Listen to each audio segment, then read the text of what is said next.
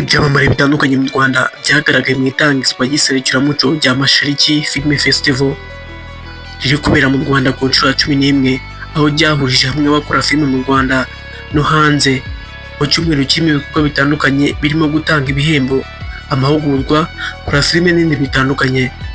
Nitwa Ninde Cedric, iyi ni Magic TV. Kana subscribe, share na comment, tujye tubana mu biganiro byacu uko bukeye n'uko bwije. Bahe ikaze.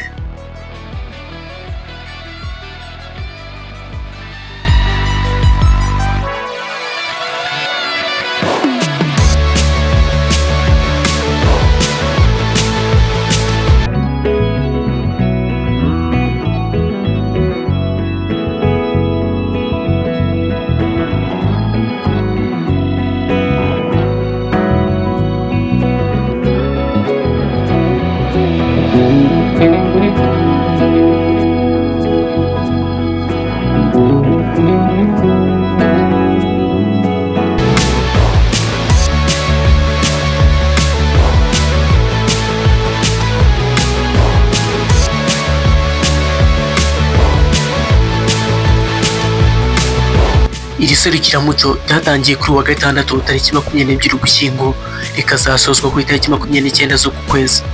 Byabaye nyuma y'igihe cyari gishize abakinnyi ba filime mu Rwanda bari mu bikorwa byo kuzenguruka igihugu byashojwe kuri iki cyumweru tariki 23 Ugushyingo 2025. Muri uyu mwaka iri serukiramuco rizerekanirwamo filime 100, ni mu gihe filime zitandukanye zizatanira ibihembo byaba izo mu Rwanda ndetse no hanze yarwo. Zizahatana mu byiciro bimwe bya filime ngufi, filime ndende, filime mbarankuru na filime z'uruhererekane zica kuri murandasi ndetse n'izica kuri televiziyo.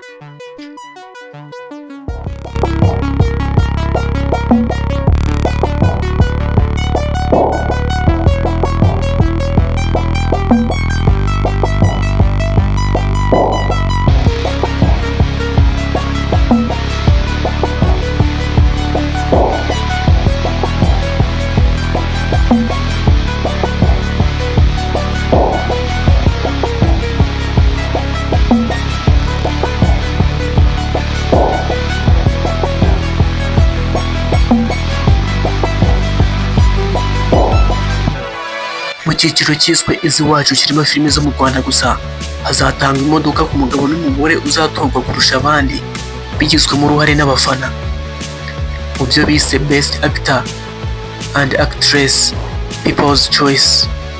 Ushaka kugira uwo w'amahirwe muri iki cyiciro wakandika iyi link iri kubona hasi ubundi ugatora uwo ushaka. Uyu mwaka iserukiramuco rya Mashariki rizabera ahantu hatandukanye hazerekanirwamo filime. Muri ho harimo Serena Hotel bazakuramo iminsi 2 ku rwibutso rwa Jenoside yakorewe Abatutsi i Kigali, naho bazakorera iminsi 3 ibikorwa byo kwerekana filime n'amahugurwa.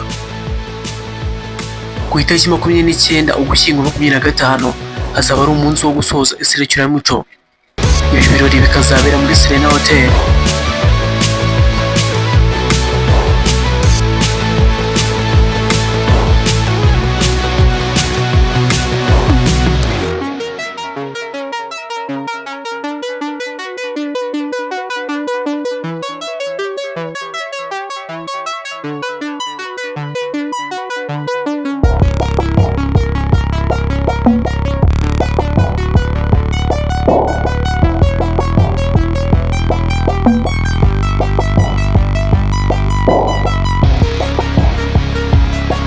Iri serukiramuco ryatangizwaga ku itariki 22 Ugushyingo 2025, herekanwe filime yiswe Dia y'umunyacada witwa Ashile Adubai.